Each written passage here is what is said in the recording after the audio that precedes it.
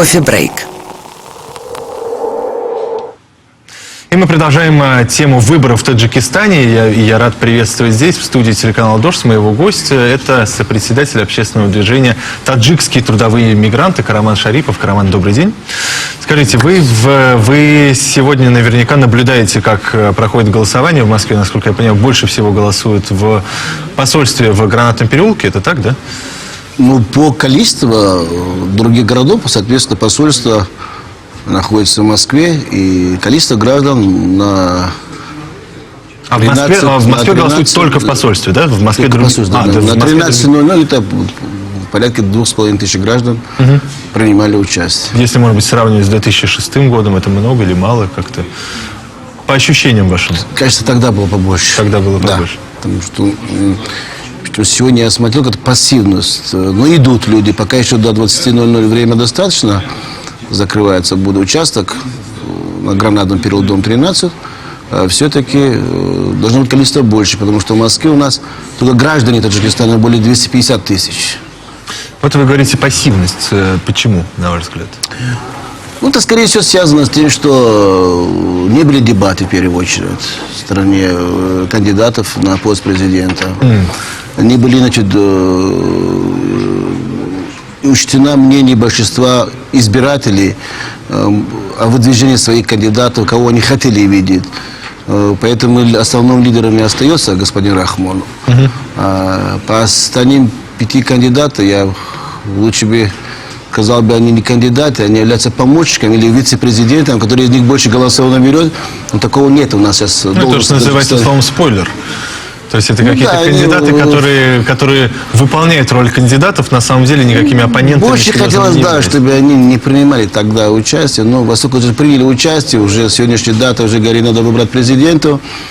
Мы не исключаем, что уже практически лидер гонки уже известен.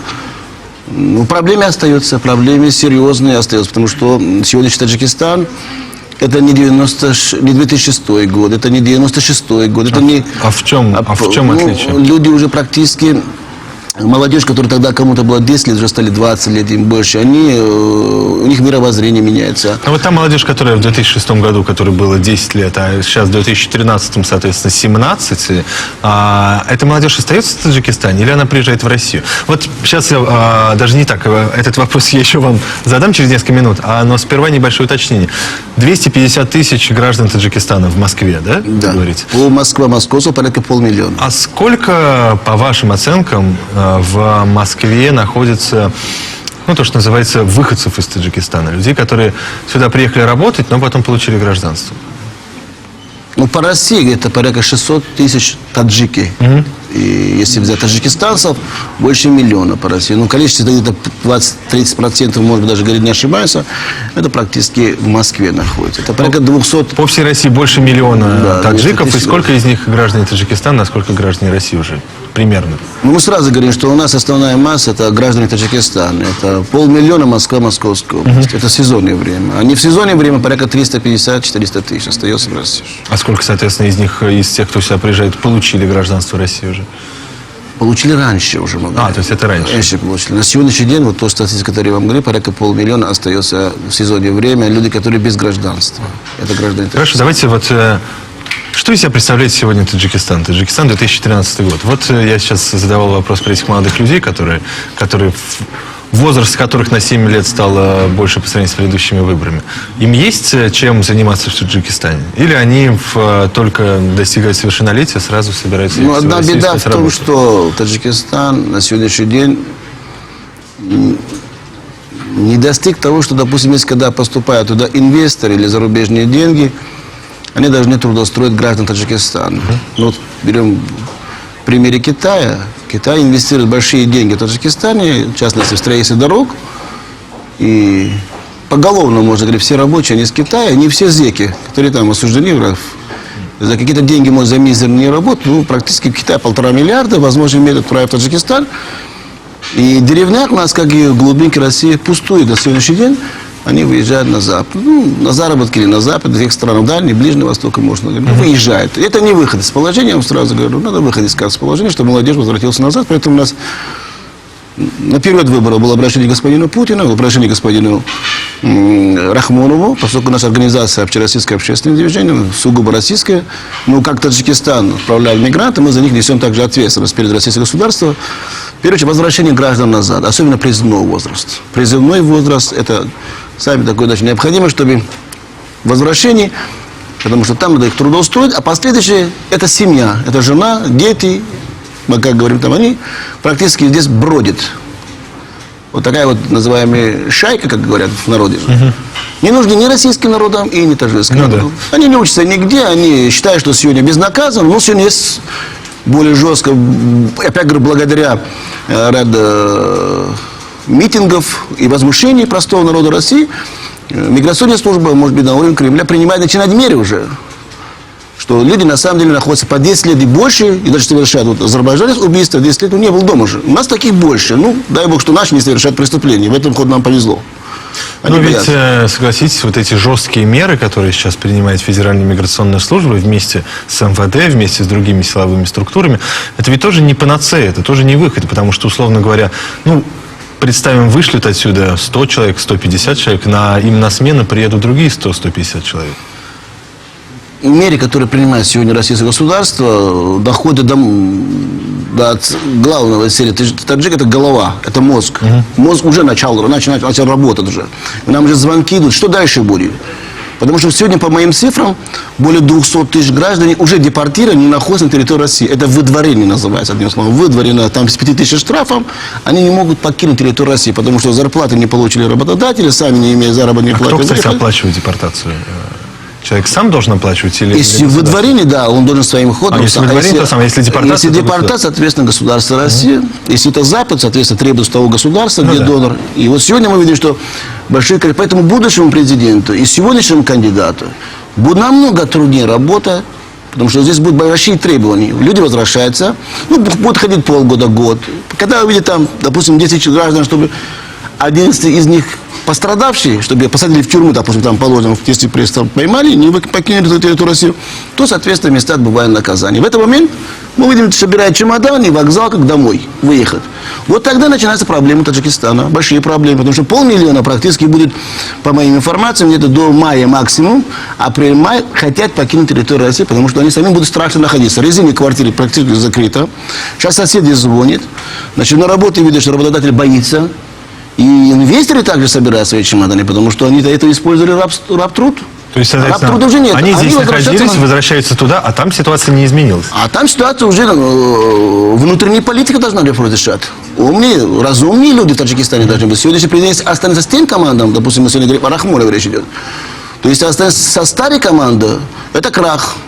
Это все. А дальше уничтожать приходится народу именно там. Что вы вкладываете в понятие крах? Как этот крах, по-вашему, можете... Но они же не работали, они ничего не делали. Не, но в смысле, что это? Там будет какая-то криминальная революция? Или там будет... Ну, поймите, когда каждый день будет стоять там же, где просит работу, называем рынок продажи людей. Просто рынок продажи. Также находится у нас в центре Шавшанбе куча рынков, где люди приходят, утром просят, забирайте меня на работу, забирайте меня на работу. И там было, может быть, 100 тысяч, а сразу стал 500 000. И там начинается конфликтная ситуация. Может привести до мордобоя, если тогда. Может другие, соответственно, очаги сгорания, не будет сразу. Тут надо работать МВД. Но давить на людей не надо, потому что у них семьи голодные. Потому что он пришел с одной цели. Дайте мне работу. Власти не могли рабочие места создать. Сегодняшняя наша программа президент однозначно предоставление рабочих мест, возвращение граждан из-за рубежа. Потому что они должны ждать в первую очередь с России. Ну да. Потому что Россия сегодня говорит, дайте мне легального мигранта. Или нелегальный мигрант, хотя обученные мигранты, последовательно пускай легализуются на территории России. И сложно будет моему президенту, я говорю. А есть какие-нибудь, на ваш взгляд, сейчас внутри Таджикистана, я не говорю о тех, кто находится за пределами республики, какие-то политические лидеры, которые могли бы вот это вот недовольство потенциальное взять как бы под свое крыло и может быть, на этой ниве получить какие-то политические очки? Ну, мы видели, что во время предвыборной кампании они могли суметь хотя бы одного кандидата выдвинуть. Да, были законы очень суровые в Таджикистане. 210 тысяч. 210 тысяч подписей. Это, нельзя. В Москве 100 тысяч. Зачем например, это? Не надо было делать. Это враги делают таджикского народа. Из-за чего, например, кандидатом не смогла стать? Ну, правильно, она никак не могла собрать. Пускай не она, не исламская партия. Ну, любой организации, там, партии, или выдвигали свои кандидаты, ну, на 10 тысяч достаточно. Последующие они друг друга там, допустим, кандидаты встретились, оставили свой мандат, передали другому человеку. Сегодня были не 5 тысяч в посольстве Таджикистана, а были 500 000 граждан. Все приехали сюда. За того кандидата, который достойно. Ну, не получилось. Ну, хоть за это спасибо, что открыто, приезжайте, проголосуйте. Я имел свое обращение к таджикскому трудоиммигрантам, родителям, соответственно, в Таджикистане, что приходить надо на избирательный участок, проголосовать. За кого хотите? Ну, надо было, конечно, пункт вести. Против всех. Тогда надо было наблюдателей вести. Потому что если сегодня нет те партии, о которой мы сегодня говорим, ну, из этих 5 человек уже нам известно, что люди просто не поставные. Ну да. Они никому не нужны, потому что они в собственном доме не можно наводить порядок. В собственном доме. У них там куча проблем даже с детьми дома. Часто из них там дети занимаются криминальным, там коммунисты, допустим, аграрные. Зачем они нужны? Хотя профессора они получили, там деканаты получили. Они не нужны были. Сейчас молодежная сфера. Могли выдвигать своих кандидатов. И числа молодежи, и числа трудовых мигрантов. Но надо сейчас готовиться к следующему этапу, потому что будет предвыборная кампания парламента Таджикистана. Вот тогда надо изменить В закон. парламенте когда выборы? 14 год. 14. Вот тогда надо решать вопрос. У меня, наверное, последний вопрос. Скажите, вот вы сказали, если я правильно понял, что вы ожидаете массового оттока, скажем так, трудовых мигрантов отсюда. Когда, на ваш взгляд, это может достигнуть? Но часто они уезжать будут сейчас буквально вот сезон это вот, а возвращаться не будет. Не будут. Не будут. А в марте, когда будут, тоже мы сегодня видим, что требования со стороны представителей российского государства, люди уже готовятся выехать назад. То есть вам кажется, Потому что многие покупают билеты из Таджикистана, возвращаются даже до аэропорта Домодедово, он оказался уже давно в списке. То есть, таких более 200. То есть, начиная с сегодняшнего дня по началу весны будет сокращаться Поток будет, да, количество... и меньше количество. Ну, будут приезжать те, которые еще не были ни разу в России. Ну, у них будут трудности, соответственно. Сейчас смотрите, что получается. Якобы для граждан Таджикистана, Узбекистана и Киргизии придумали там, или постановление уже принято, может, подписано президентом, на 3 года разрешение на работу. Ну, что такое 3 года разрешения? Если я с вами подпишу трудовой договор. Если трудовой договор нет, тогда никто вам не даст разрешения. Опять, получается, нелегальный человек. Нелегально будет находиться. И никто его на работу не будет брать. Инвестор покинет территорию России. Он приехал здесь нахапать, побольше уехать за счет рабтруда. И что будет дальше, нам будем всем станем в курсе. Тогда, скорее всего, будет другая задача всех. Согласовать с республиками, подготовить строительные отряды. Строить, допустим, Дальний Восток в течение 5 лет. Никаких там договоров не надо. Инвесторы из Таджикистана, мизерный денег, остальные суммы российские, люди ваши. В этом, может быть, какие-то сдвиги. Миграционной политики, конечно. Будем следить за тем, как все это будет развиваться. Спасибо вам. Спасибо. Благодарю моего гостя. Это Караман Шарипов, сопредседатель общественной организации. Председатель общественного движения «Таджикские мигранты России».